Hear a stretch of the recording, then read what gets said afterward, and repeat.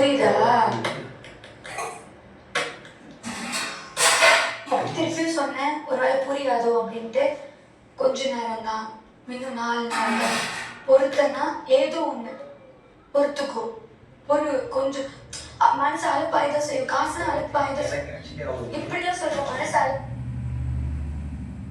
அழுப்பாயெல்லாம் செய்யும். ஒரு மைண்ட்ல இருந்து ஒண்ணு என்ன பொறுத்த வரைக்கும் இவன் எடுக்க போறான்னு கை வைக்கணும்னா அவருக்கு வந்து ஒரு நாள் கண்ணு முன்னாடி இருக்க 12 லட்சம் போயிடும் ஒரு பாட்டு.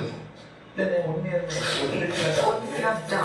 நானே கூட சொல்றேன், எனக்கு இந்த காசு முக்கியம். என் கண்ணு போய் அந்த காசு நான் ஜெயிக்கிறது காசு தாண்டி என் கூட இந்த காசுக்கு போயிருக்கும் அப்படின்னு ஒரு பயம் தெரியுமா?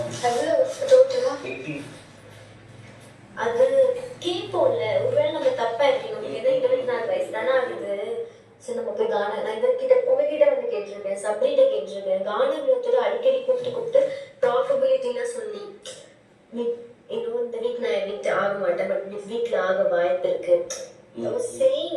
ஏன்னா எனக்கு அது 24 வயசு தான் ஆகுது. மேபி நான் ஒரு தப்பான டிசிஷன் எடுக்காம விட்டுட்டு எனக்கு என்னதான் ஃபைனான்ஸ்ல இருந்தாலும் மேபி அவங்க வேற அட்வைஸ் கொடுப்பாங்கன்னு நான் நினைச்சேன்.